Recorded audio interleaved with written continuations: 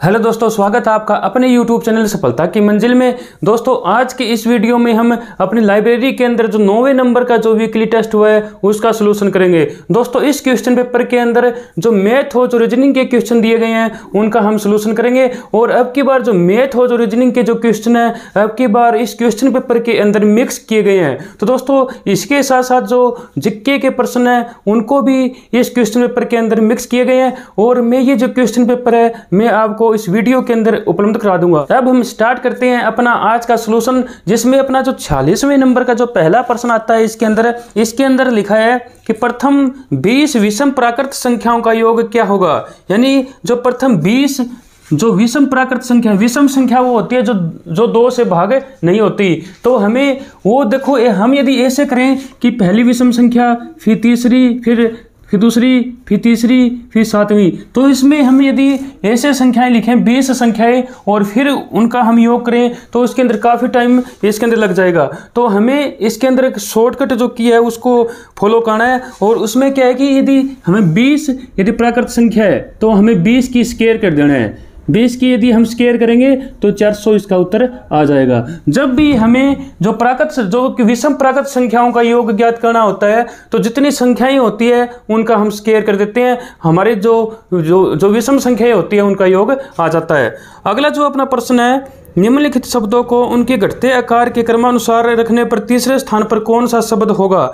इसके अंदर हमें बकरी, हाथी, गाय, घोड़ा दिया गया है। दोस्तों घटते आकार में लिखना है, तो यदि हमें घटते आकार में लिखेंगे तो सबसे जो बड़ा कौन सा होगा, सबसे बड़ा हाथी होगा। हाथी के बाद में घोड़ा आएगा, घोड़े के बाद में गाय आएगी, गाय के बाद में बकरी आएगी। तो तीसरे नंबर पर इसमें जो आएगी वो गाय आ जाएगी। तो इसका सही उत्तर हो जाएगा बी ऑप्शन जो है वो हो जाएगा गाय। अपना जो अगला 48वां नंबर का जो क्वेश्चन है उसमें लिखा गया है, यदि ए से जेड तक अक्सर एक दूसरे को उल्टे क्रम में लिखे जाएं, जैसे ए को हम जेड लिखें, बी को वाई लिखें, सी को एक्स लिखें, तो हावर को हम कैसे लिखेंगे, HOUR, इसको हम कैसे लिखेंगे, HOUR। दोस्तों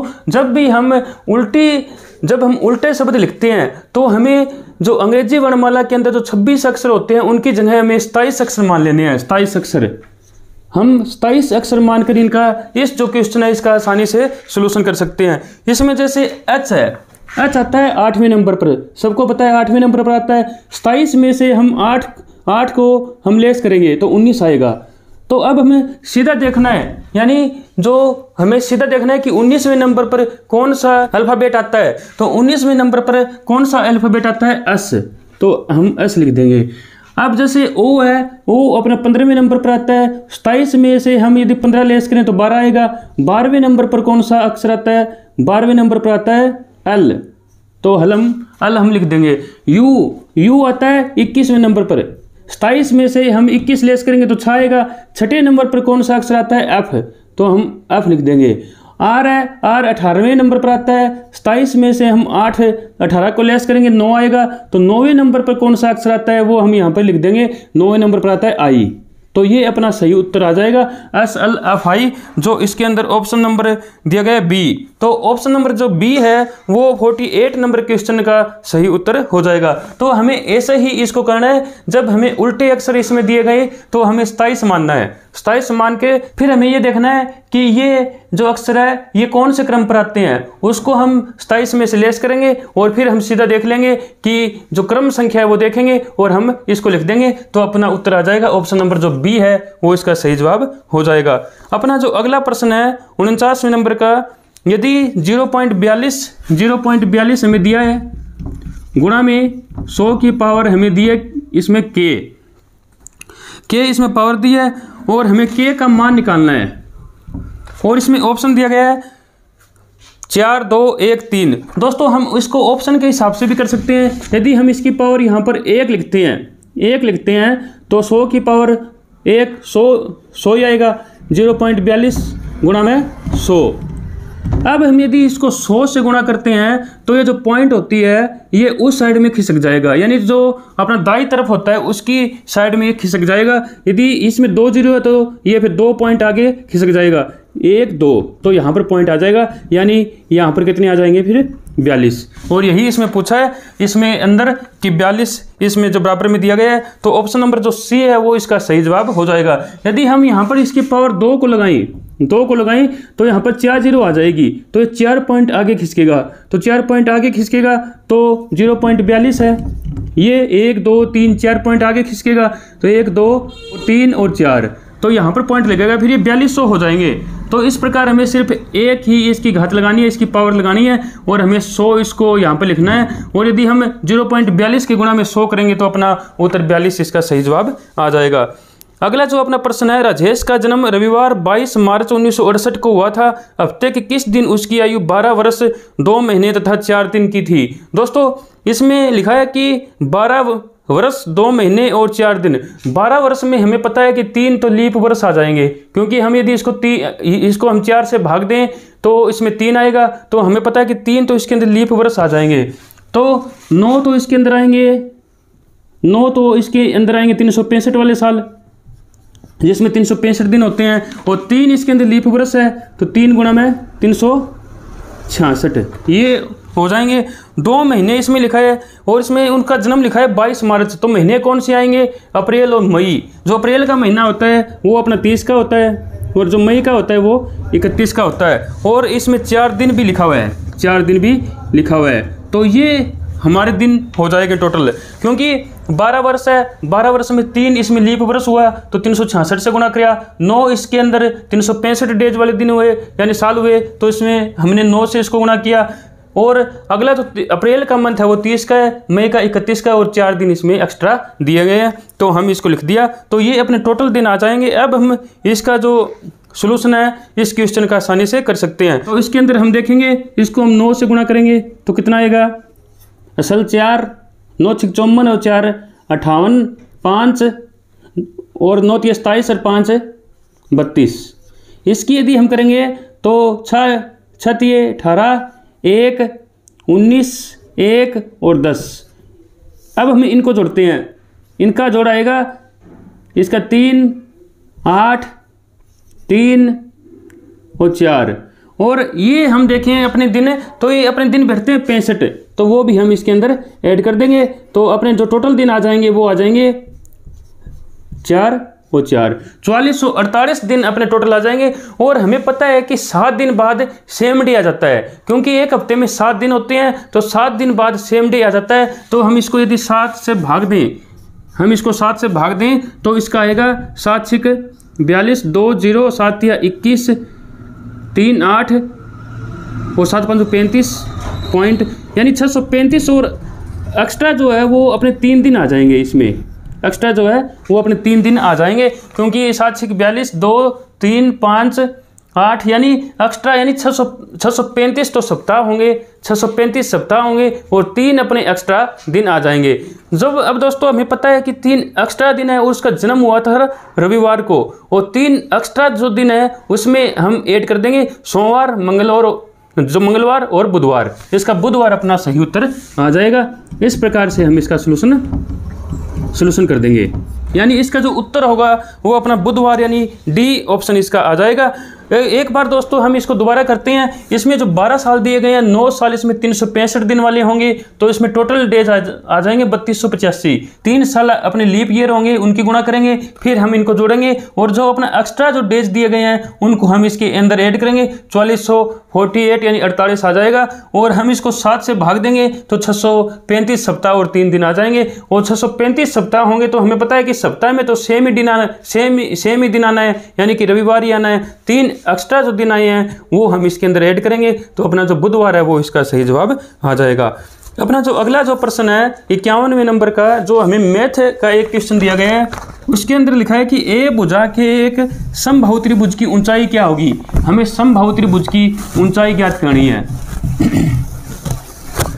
इसके लिए हमें समबाहु त्रिभुज का जो क्षेत्रफल होता है उसका फार्मूला हमें पता होना चाहिए, और इसका फार्मूला क्या होता है, वर्गमूल 3/4 गुणा में 2, और इसमें भुजा कितनी लिखी है, ये इसकी ऊंचाई का फार्मूला है, ये इसकी ऊंचाई का फार्मूला है और हम इसकी ऊंचाई इस प्रकार से हम इसकी निकालेंगे। और इसमें क्या लिखा है कि 2a, ए का क्योंकि हमें भुजा ए दी है तो हमने ए मान ली। 2 दूनी इसमें काटेंगे 4, तो हम इसको करेंगे तो वर्गमूल 3/2a, ये इसका उत्तर आ जाएगा। जो ऑप्शन नंबर ए जो हमें दिया गया है वो इसका सही जवाब होगा।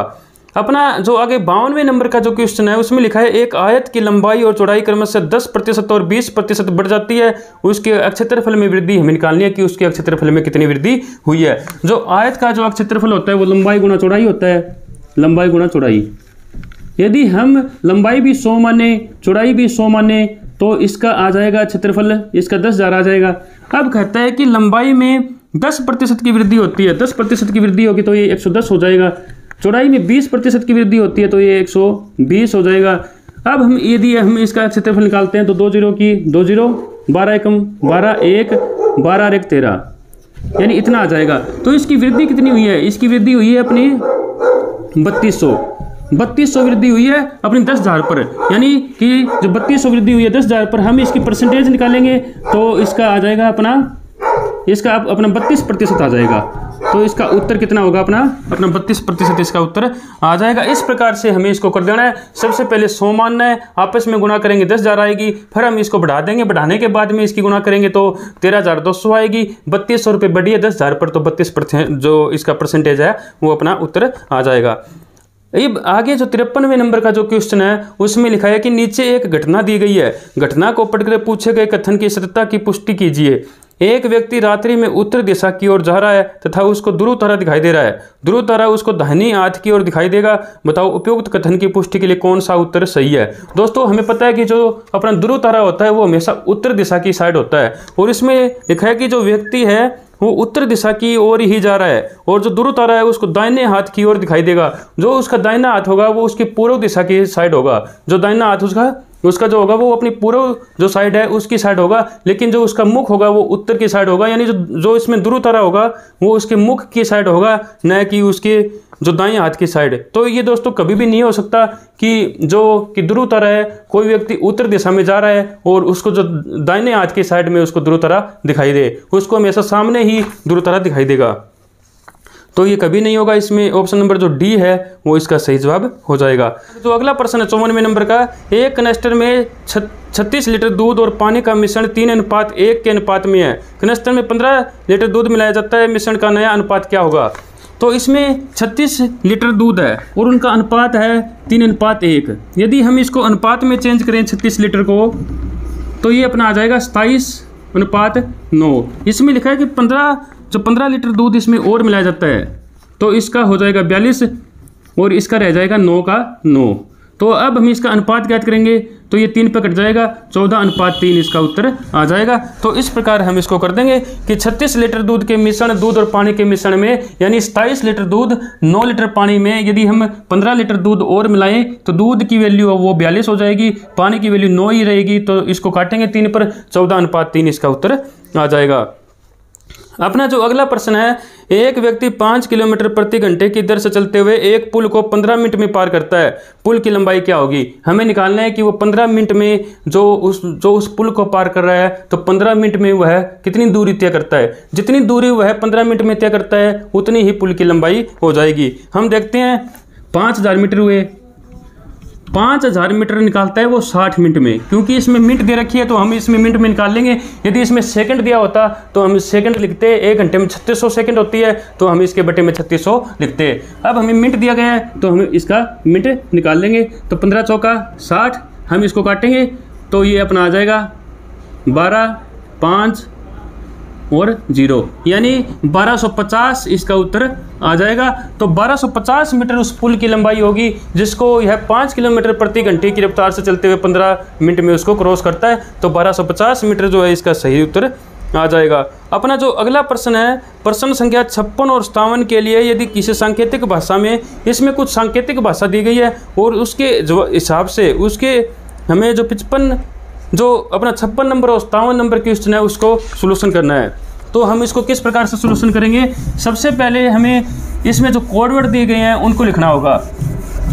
इसमें जो हमें कोड वर्ड दिया गया है, जैसे कि इसमें लिखा है कि डॉग्स आर मैड,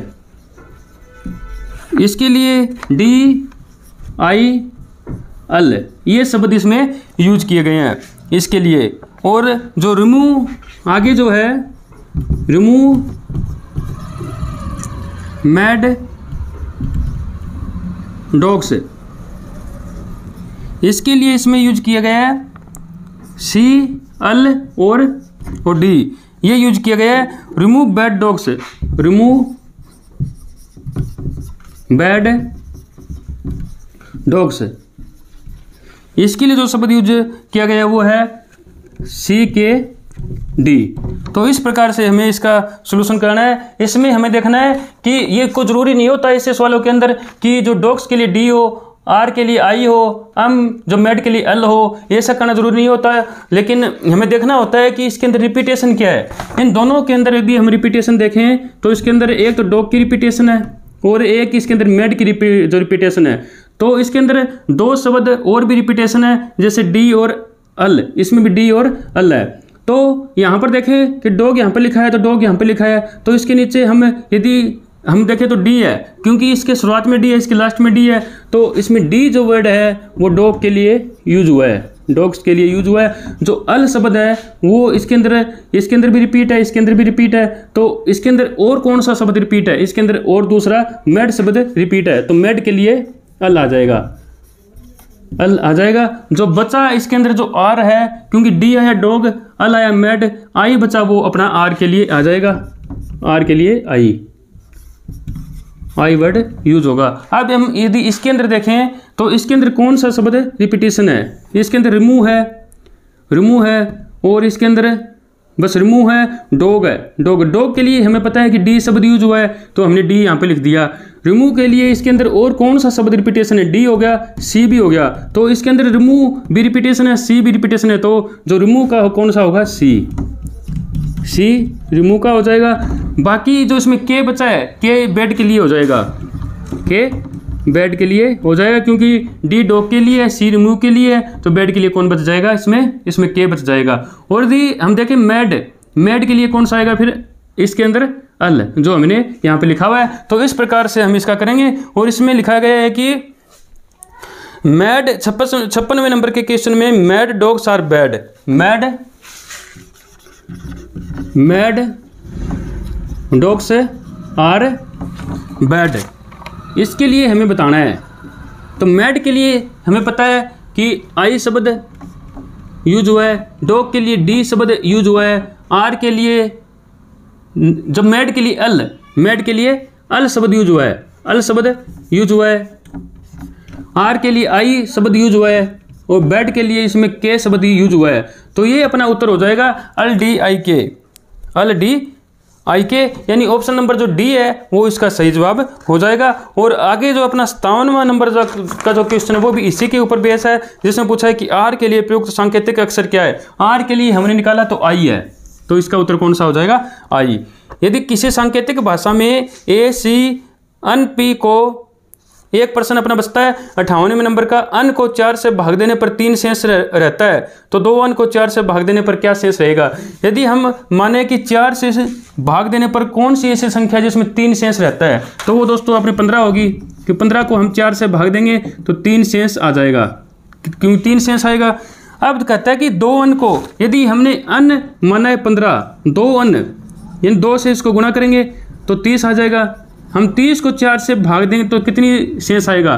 तो 2 शेष अपना आ जाएगा, क्योंकि 7 पे कट जाएगा, 2 शेष आ जाएगा। यहाँ पर 3 पे कटेगा, क्योंकि 4 3 12, तो ये 3 शेष बचेगा, यहाँ पर 2 शेष बचेगा। तो इस प्रकार से हमने अन बराबर माना 15, 15 को 4 से भाग दिया, 3 शेष बचा। 2 अन यानी कि 15 को 2 से हमने गुणा करी तो 30 आया, 30 को हम 4 से भाग दिया तो 2 शेष इसके अंदर आ जाएगा। तो इस प्रकार से करके हम इसका सोल्यूशन कर सकते हैं।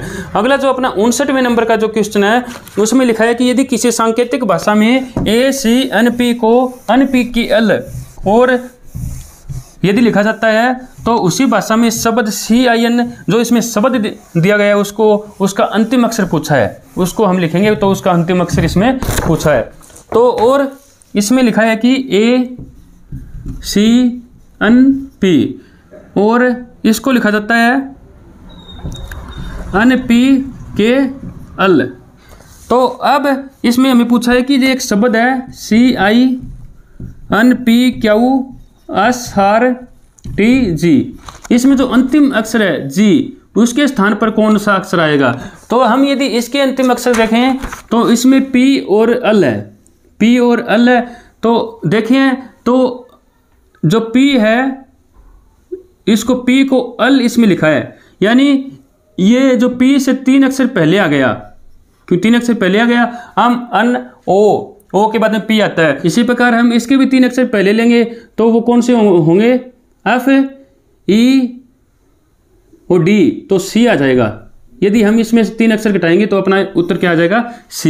इसी प्रकार इसमें भी 3 अक्षर पहले लिया गया है और इसमें हम देखें तो 3 और 16, यानी इसमें 13 अक्षर जुड़े हैं और इसमें भी 13 अक्षर ऐड हुए हैं।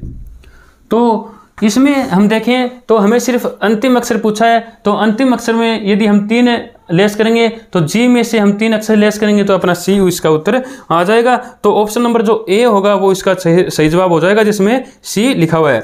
60वें जो नंबर का अपना जो क्वेश्चन है, इसमें लिखा है कि एक बेलन की त्रिज्या और ऊंचाई का अनुपात 4:7 है और इसका आयतन हमें दिया गया है 2816 सेंटीमीटर घन, इसकी त्रिज्या में ज्ञात करनी है। तो दोस्तों जो बेलन का आयतन होता है उसका सूत्र होता है पाई आर की स्क्वायर एच, और हमें इसका आयतन दिया गया है 2816 इसमें दिया गया है, और हम यहाँ पर पाई लिखते हैं 22/7, और आर इसमें जो इनका अनुपात दिया गया है त्रिज्या और ऊंचाई का अनुपात 4:7, तो हम इसको ऐसे ही मान लेते हैं कि इसकी जो त्रिज्या है वो अपनी 4 है, आर अपनी 4 है और ऊंचाई जो है वो अपनी 7 है। तो अब हम इसको इसके अंदर रखते हैं, तो आर इसके अंदर 4 है तो 4 गुणा 4, एच कितनी है इसके अंदर 7 है तो 7 हम रखते हैं, तो 7 से 7 कट जाएगा, तो 2816 बटे में इसकी हम गुणा करेंगे 88 की 4 से करेंगे, 88 की हम 4 से करेंगे तो 400 में से 48 घटाएंगे तो ये आ जाएंगे अपने 352, तो 352। तो अब हम यदि इसको काटेंगे तो ये अपना कट जाएगा 8 पर, तो ये 8 पे कटेगा तो 8 सेंटीमीटर जो है इसका उत्तर आ जाएगा। जो हमें इसकी जो त्रिज्या पूछी है वो अपनी 8 सेंटीमीटर आ जाएगी। जो इसका अनुपात हमें दिया गया है वो हमें 4:7 दिया गया है, तो हमने इसको 4 और 7 मान लिया, 4 इसकी त्रिज्या मान ली, 7 इसकी ऊंचाई मान ली, और हमें इसका जो आयतन दिया गया है 2816 वो इसके बराबर में रखा सूत्र के, और हमें इसको सोल्यूशन किया तो अपना 8 सेंटीमीटर जो है इसका जो इसकी त्रिज्या है वो अपनी ज्ञात हो जाएगी। अपना जो अगला प्रश्न है उसमें दिया गया है कि 61 और 62वें नंबर का जो क्वेश्चन है उसका हमें सोल्यूशन करना है, और कुछ सांकेतिक भाषा में इसमें कोड दिए गए हैं, इसमें कोड दिए गए हैं। जैसे हम इसको लिखें तो 7 2 1 5 3 9 8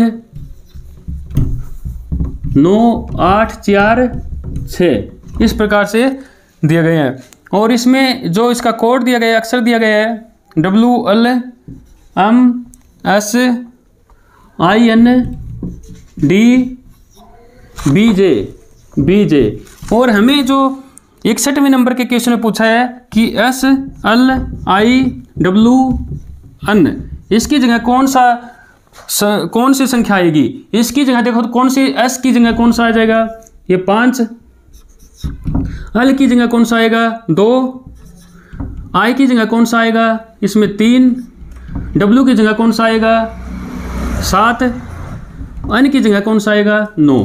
तो ये अपनी संख्या आ जाएगी 52,379 जो ऑप्शन नंबर जो डी है वो इसका सही जवाब हो जाएगा, जिसमें 52,379 लिखा हुआ है। अगला जो इसमें संख्या दी गई है 62वें नंबर के क्वेश्चन में, इसमें 6 4 3 1 6 ये दी गई है। 6 के लिए हम यूज करेंगे J, और 4 के लिए हम यूज इसमें करेंगे B, 3 के लिए हम यूज करेंगे I, 1 के लिए यूज करेंगे M, 6 के लिए हम यूज करेंगे इसमें J। तो ये अपना उत्तर आ जाएगा JBIMJ। तो ऑप्शन नंबर जो बी है वो इसका सही जवाब होगा। ये देखने में ऐसे हमको लगता है कि थोड़ा मुश्किल है, लेकिन हम इसको सोल्यूशन करते हैं तो ये दोस्तों सवाल जो क्वेश्चन है वो बहुत सिंपल है, और इसमें जो 61 और 62वें नंबर का जो क्वेश्चन है वो इस प्रकार से हम दोनों का सोल्यूशन कर देंगे। अपना जो अगला 63वें नंबर का जो क्वेश्चन है वो आयु से संबंधित है, जिसमें इसमें 3 व्यक्ति है, जो पति पत्नी और जो पुत्र है, जो बच्चे हैं, उनकी आयु हमें दी गई है और हमें इस आयु से संबंधित क्वेश्चन का सॉल्यूशन करना है। जिसमें लिखा है कि 7 वर्ष पहले, यानी 7 वर्ष पहले जो पति पत्नी और बच्चे की औसत आयु 42 वर्ष दी गई है। 42 वर्ष 3 व्यक्तियों की है। यदि हम इनकी टोटल करेंगे तो 3 से गुणा कर देंगे तो 126 आ जाएगा। 7 वर्ष पहले जो पति पत्नी और बच्चा है, उनकी तीनों की औसत आयु है वो इसमें 42 वर्ष दी गई है।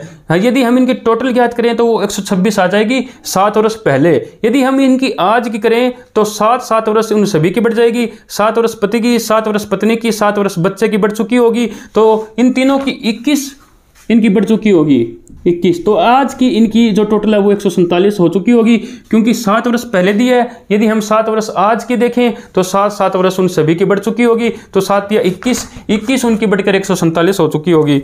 और 9 वर्ष पहले पत्नी और बच्चे की औसत आयु, 9 वर्ष पहले जो पत्नी और जो बच्चे की औसत आयु 36 वर्ष दी गई है। 36 वर्ष जो यार, अब हम इनका यदि टोटल निकालें तो ये टोटल आ जाएगा 72। इनका 72 आ जाएगा, क्योंकि 9 वर्ष पहले इनकी जो औसत आयु है जो पत्नी और बच्चे की वो हमें 36 दी गई है। यदि हम इनका टोटल निकालें तो 72 आ जाएगा। ये 9 वर्ष पहले का आया है टोटल। यदि हम 9 वर्ष आज का देखें तो दोनों की 9 वर्ष बढ़ चुकी होगी। 9 वर्ष पत्नी की बढ़ चुकी होगी, 9 वर्ष बच्चे की बढ़ चुकी होगी। तो दोनों की 18 वर्ष बढ़ चुकी होगी। दोनों की 18 वर्ष बढ़कर अब उनका जो टोटल आयु है वो 90 वर्ष हो चुकी होगी। देखो, हमें पता है कि आज का हमने निकाला है, आज का पति पत्नी और बच्चे का 147 है। और यदि हम इन जो तीनों में से यदि हमें पत्नी और बच्चे का निकालते हैं तो इसमें शेष कितना बचेगा? जो शेष किसका बचेगा? वो शेष पति का बच जाएगा, वो 57 इसका उत्तर आ जाएगा। क्योंकि इसका जो 147 है वो जो उसका पति है और जो पत्नी है वो जो बच्चा है, इन सभी की है। इन सभी की कितनी है? 147। और जो कि पत्नी और बच्चा है उनकी इसमें दी गई है 57। इन सभी की तो 147 है, इसमें से इन दोनों की 57 है। तो इन सभी में से इन दोनों की लेस कर दें तो बाद में स्पेंड की बच जाएगी, तो वो अपनी आ जाएगी। ये इसमें 90 है तो इसमें स्पेंड की आ जाएगी, तो वो 57 इसकी उत्तर आ जाएगा। क्योंकि इन सभी की 147 है, इनमें से इन दोनों की 90 है, इन सभी में से इन दोनों की लेस कर देंगे तो 57 इसका उत्तर आ जाएगा। तो इस प्रकार से हम इसको करेंगे और इसका जो ऑप्शन नंबर जो डी है वो इसका सही उत्तर हो जाएगा, जिसमें कि 57 लिखा हुआ है। अपना जो 64वें नंबर का जो क्वेश्चन है, एक सोफा सेट पर लाभ मार्जिन 100% है। यदि सोफा की लागत 20% गिर जाती है तो नया लाभ मार्जिन क्या होगा? ऐसे सवालों में हम देखें तो इसकी जो कॉस्ट है वो हम 100 मान लेते हैं। लाभ का मार्जिन है वो भी 100% है, 100/100 यानी 100 रुपये इसका लाभ का मार्जिन है। 100 रुपये इसकी कॉस्ट है, लाभ भी 100 रुपये, तो वो इसको 200 रुपये में बेच रहा है, 200 रुपये में बेच रहा है। अब इसकी जो लागत है वो 20% गिर जाती है। लागत 100 से होकर 80 रह जाती है, 80 रह जाती है, और वो इसको बेच रहा है इसको 200 में ही, क्योंकि उसमें तो कोई परिवर्तन ही नहीं है। तो अब इसका लाभ कितना हो रहा है? अब इसका लाभ 120 हो रहा है, 120 रुपये लाभ हो रहा है। तो इसकी जो की लागत है, लागत इसकी 80 रुपये है, लाभ 120 रुपये। हमें इसका लाभ का प्रतिशत निकालना है, जो लाभ मार्जिन निकालना है, लाभ का प्रतिशत निकालना है। तो लाभ वाले को हम ऊपर रखेंगे, 120 रुपये लाभ है, 80 पर है, तो इसका हम परसेंटेज निकालेंगे। 1 0 से 1 0, इसको हमें काटेंगे, इसको 4 पर 2 और यहाँ पर 3, तो इसको हम काटेंगे 2 पर 50, तो 150 जो परसेंटेज है वो आ जाएगा। 150% इसका उत्तर होगा, जिसमें ऑप्शन नंबर ए जो है जिसमें लिखा हुआ है 150%, वो इसका सही जवाब हो जाएगा। क्योंकि पहले हमने इसकी 100 रुपये मानी तो इसका 100% ही मार्जिन है, तो 100 रुपये इसका मार्जिन हुआ, तो ये सेल कर रहा है उसको 200 रुपये में। 100 रुपये उसकी लागत, 100 रुपये का लाभ, 200 रुपये में उसको बेच रहा है। अब उसकी जो लागत है वो 20% कम होकर 80 होगी। उसका जो सेलिंग प्राइस है, उसका जो विक्रय मूल्य है वो इसमें 200 रुपये दिया गया है, क्योंकि इसमें कुछ लिखा ही नहीं है, तो वो इसमें 200 रुपये है। तो इसका लाभ कितना आया? 120। 80 रुपये लागत है, 120 रुपये लाभ है, तो लाभ का मार्जिन कितना आ जाएगा? 150%। तो इस प्रकार से हम इसको कर देंगे, जिसमें 150 जो प्रतिशत है इसका उत्तर आ जाएगा। अब हम देखते हैं 65वें नंबर का जो क्वेश्चन है उसको। इसमें भी कुछ सांकेतिक भाषा में कुछ कोड वर्ड दिए गए हैं, और हमें एक जो शब्द है एक जो उसमें दिया गया बिल्डिंग, उसको हमें देखना है कि इसको हम किस प्रकार लिखेंगे। जैसे कि बिल है, BILL, उसको इसमें लिखा गया है 2 4 6 6। और DIG है, DIG है, उसको लिखा है इसने 3 4 5। हमें बताना है बिल्डिंग का BUILDING, इसका बताना है। तो इसमें हम देखें तो बी के लिए कौन सा शब्द यूज हुआ है, बी के लिए 2 हुआ है तो 2 लिख देंगे। यू के लिए कौन सा हुआ है, यू के लिए इसमें कौन सा हुआ है, इसमें नट भी दिया हुआ है, नट, अनयू, इसमें 7 9 8 इस प्रकार से इसको लिखा हुआ है। तो यू के लिए 9 है तो 9 लिख देंगे। आई के लिए इसमें 4 है, 4 लिख देंगे। एल के लिए इसमें शब्द यूज हुआ है 6 तो 6 लिखेंगे। डी के लिए 3 है, आई के लिए फिर से इसमें 4 है, अन के लिए यूज हुआ है, इसमें अन के लिए 7 हुआ है तो 7 लिखेंगे। जी के लिए 5 हुआ है तो 5 लिख देंगे। तो ये अपना उत्तर आ जाएगा 29 46 34 75 जो इसमें लिखा हुआ है ऑप्शन नंबर बी में। तो ऑप्शन नंबर बी जो है इसका राइट है वो आंसर हो जाएगा। 66वें नंबर का जो क्वेश्चन है उसमें बॉय को लिखा गया है, इसमें जो बॉय है उसको इसमें लिखा गया है ACACNPMO XZ लिखा गया है। तो हमें पूछा है कि RTNPMO इसको हम कैसे लिखेंगे। देखो बी है, इसका एक पहले वाला लिया है, एक बाद वाला लिया है। ओ है, इसका एक पहले वाला एक बाद वाला। वाई है, इसका एक पहले वाला एक बाद वाला लिया है। इस क्वेश्चन में हमें यह पूछा है कि इस अक्षर के द्वारा कौन सा शब्द प्रदर्शित होगा। यानी जो बॉय को हम ऐसे लिखते हैं तो हम ये हम किसके लिए लिखेंगे, यानी बॉय के स्थान पर कौन सा शब्द आएगा। यानी जो इसके द्वारा ये शब्द प्रदर्शित है तो इसके द्वारा कौन सा शब्द प्रदर्शित होगा। तो हम लिखेंगे तो आर और जो टी के बीच में कौन आता है, एस। अन और पी के बीच में कौन आता है, ओ। एम और ओ के बीच में कौन आता है, अन। तो ये सन इसका उत्तर आ जाएगा। जो इसमें ऑप्शन नंबर सी दिया गया है वो इसका सही जवाब होगा, जिसमें सन लिखा हुआ है। जगदीश एवं जागृति की आय का योग 2700 रुपये है। जगदीश अपनी आय का 90% व्यय करता है और जागृति अपनी आय का 80% व्यय करती है। यदि दोनों की बचत समान हो तो जागृति का वेतन कितना है। तो अब हमें पता है कि जगदीश और जो जागृति है ये 2 इसमें अंदर दिया गया है। हम इनकी आय मानते हैं 100 रुपये, इसकी भी 100 रुपये है, इसकी भी 100 रुपये है। ये अपनी आय का 10% खर्च करता है तो 90 रुपये, ये 90 जो प्रतिशत खर्च करता है 10 रुपये इसकी बचत आती है। ये 80% खर्च करती है, बचत आती है इसकी 20 रुपये। ये कहता है कि ये दोनों समान है, ये दोनों बराबर है। यानी ये 80% खर्च करके 20 रुपये कमा रही है और ये 90% खर्च करके 10 रुपये इसकी बचत आ रही है। तो दोनों की आय जो है ये समान है, ये समान है। तो हमें पता है यहाँ पर 20 है तो यहाँ पर भी 20 आना चाहिए। यहाँ पर 20 कब आएगा, जब यहाँ पर 200 होगा, क्योंकि 200 का 90% कितना हो जाएगा, 180। तो यहाँ पर 20 आ जाएगा। यानी हमें पता है कि इसकी ऐसे ही पता चल रहा है क्योंकि इसका 20 है, इसका 10 है। यानी इसका जो 10 है वो 20 के बराबर है। तो इसका इसी से पता चल रहा है कि जो जगदीश है इसकी आय है वो इसकी डबल है, यानी कि दुगुनी है। तो इनकी आय का अनुपात कितना होगा, अपना 2:1। और इसमें 2700 रुपये दिया गया है। 2700 को हम 2:1 में बांटेंगे तो इसका आ जाएगा 1800 और इसका आ जाएगा 900। हमें जागृति का पूछा है तो जागृति का अपना 900 रुपये इसकी आय आ जाएगी। जो इसमें वेतन पूछा है इसकी 900 रुपये आ जाएगी, जिसमें ऑप्शन नंबर बी लिखा हुआ है। यदि हमें जगदीश का पूछता तो इसमें 1800 आता, इसमें जागृति का पूछा है तो 900 रुपये आ जाएगा। यदि रिक्त स्थान इसमें दिया गया, ब्लैंक इसमें दिया है, का सब्जी से वही संबंध है जो गेहूं का संबंध ब्लैंक से है, तो रिक्त स्थानों को भरने के लिए कौन सा जोड़ा सही है। इसमें हम डी ऑप्शन भर के देखें। यदि बंद गोभी का सब्जी से वही संबंध है जो गेहूं का संबंध अनाज से है, तो रिक्त स्थानों पर तो इसमें बंद गोभी और अनाज आ जाएगा, क्योंकि बंद गोभी है वो सब्जी होती है और गेहूं होता है वो अनाज होता है। तो इसमें डी ऑप्शन है वो सही हो जाएगा। असंगत जोड़े को छांटिए। कान, नाक, चेहरा, मुख, हाथ, उंगलियां, सिर, बाल। इसमें दोस्तों हम देखें तो चेहरे के अंदर मुख होता है हाथ के अंदर उंगलियां होती है, सिर के अंदर बाल होता है, लेकिन कान के अंदर नाक नहीं होता। तो इसके अंदर क्या होगा, ए ऑप्शन जो है वो असंगत हो जाएगा, वो सबसे अलग इसके अंदर हो जाएगा। क्योंकि चेहरा हम देखें तो चेहरे के अंदर मुख होता है, हाथ के अंदर उंगलियां होती है, यानी जो पहला इसमें दिया गया है जो शब्द है उसके अंदर दूसरा शब्द है, लेकिन जो कान और नाक की दोनों अलग अलग चीज़ें हैं, तो इसमें ए ऑप्शन है वो सही हो जाएगा। 6400 पर 2 साल के लिए 5% पर साधारण और चक्रवर्ती ब्याज का अंतर क्या होगा।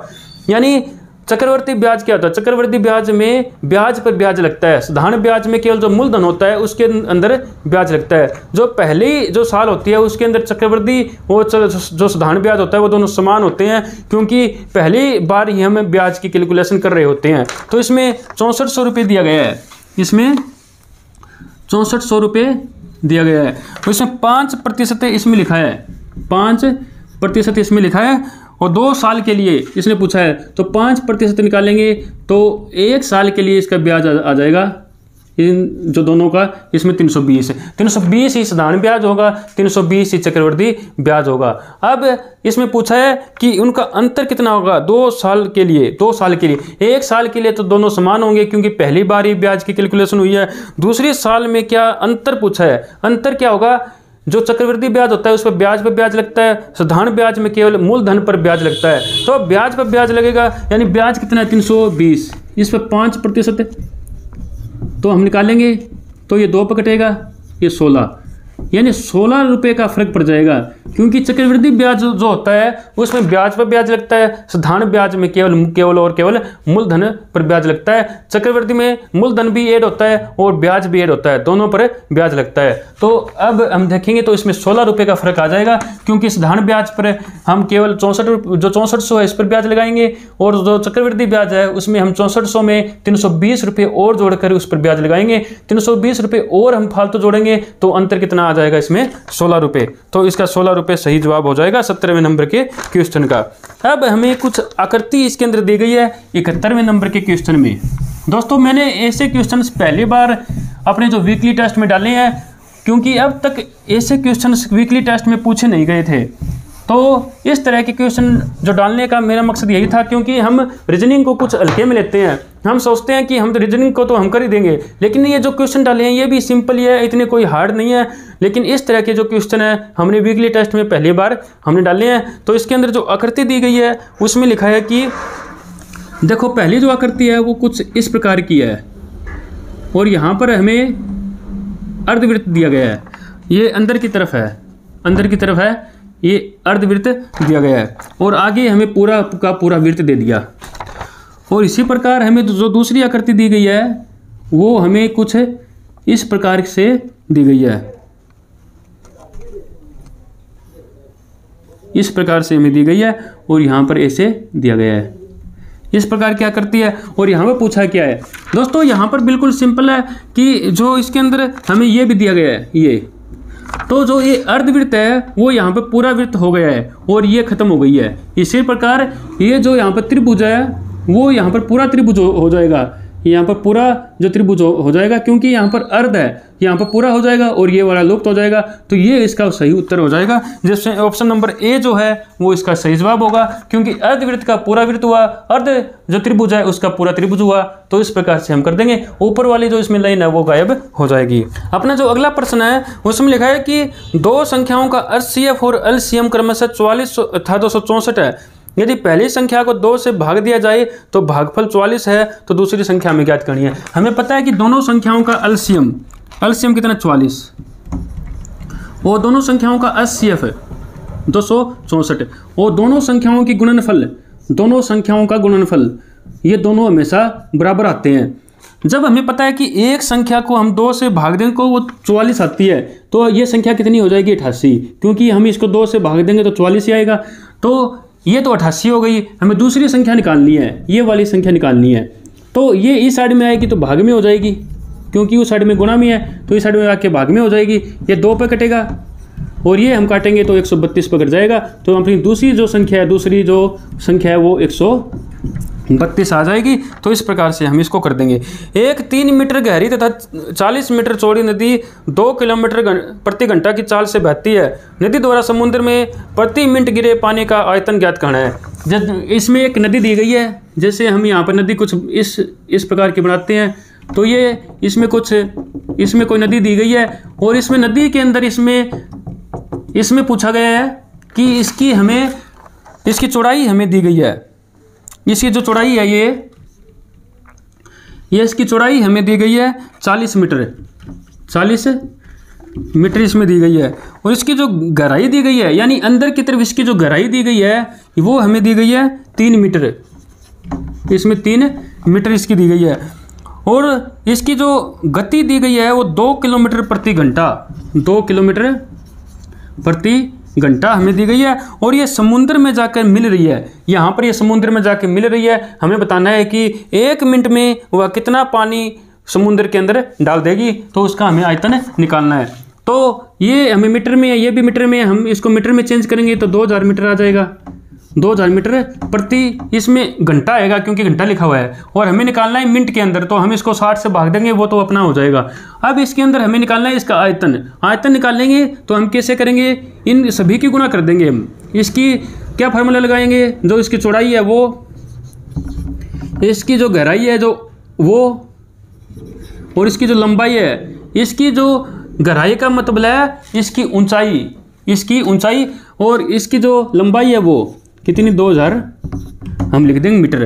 तो अब हम इसको करेंगे, ये हमें घंटे में दिया गया है, और हमें निकालना है, क्योंकि यहाँ पर घंटा लिखा है तो ये घंटे में दिया गया है। हमें निकालना है मिनट में, तो 1 घंटे में 60 मिनट होती है, 60 से हम भाग दे देंगे। अब हम इसको निकालेंगे, 20 पे कटेगा 2, और यहाँ पर आ जाएगा 3 से 3 कट जाएगा। 2000 की 2 से गुणा करेंगे तो 4000 इसका उत्तर आ जाएगा। 3000 मीटर, क्योंकि हमने मीटर में चेंज कर दिया, मीटर घन आयतन आता है घन में। तो इस प्रकार से हम इसका सोल्यूशन करेंगे।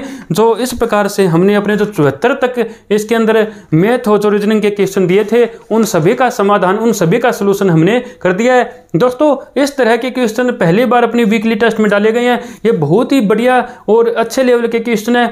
और अब की बार जो क्वेश्चन पेपर है वो जो CET जो प्री है उसके हिसाब से सेट किया गया है। और अब की बार जो क्वेश्चन पेपर है उसके अंदर जो क्वेश्चंस है वो उसके अंदर मिक्स किए गए हैं। और मिक्स करने का इसका यही है, क्योंकि हम देखते हैं कि जो HSC है उसके अंदर जो ज़्यादातर जो क्वेश्चंस है जो हर बार है, वो हम देखते हैं कि जो अलग अलग सब्जेक्ट्स के मिक्स क्वेश्चन हमें देखने को मिलते हैं। तो इसीलिए अब की बार जो वीकली टेस्ट है उसके अंदर भी जो क्वेश्चन है वो मिक्स उसके अंदर डाले गए हैं। अब की बार के जो क्वेश्चन पेपर है उसके अंदर GK के प्रश्न मिक्स हुए हैं, मैथ और रीजनिंग के क्वेश्चन मिक्स हुए हैं। और अगला जो क्वेश्चन पेपर होगा उसके अंदर जो लैंग्वेज है, जो भाषा है हिंदी और इंग्लिश, उसके क्वेश्चन को छोड़कर बाकी सभी क्वेश्चंस को मिक्स किया जाएगा, ताकि जो HSC जो अपना एग्जाम्स लेती है उसी के अकॉर्डिंग हम अपने क्वेश्चन पेपर को सेट कर सकें। तो दोस्तों, ये आज की वीडियो में हमने अपने जो मैथ के जितने भी जो रीजनिंग के क्वेश्चंस जो इसमें दिए गए थे उसका हमने सोल्यूशन किया है। और अब हम आगे जो अपना वीकली टेस्ट होगा जो कि अपना 10वें नंबर का होगा, और उसमें भी हमें मैथ और जो रीजनिंग के अपने जो पोर्शन होगा उसका सोल्यूशन करेंगे। तो दोस्तों, मिलते हैं अपने अगले वीकली टेस्ट के सोल्यूशन के साथ। Thank you.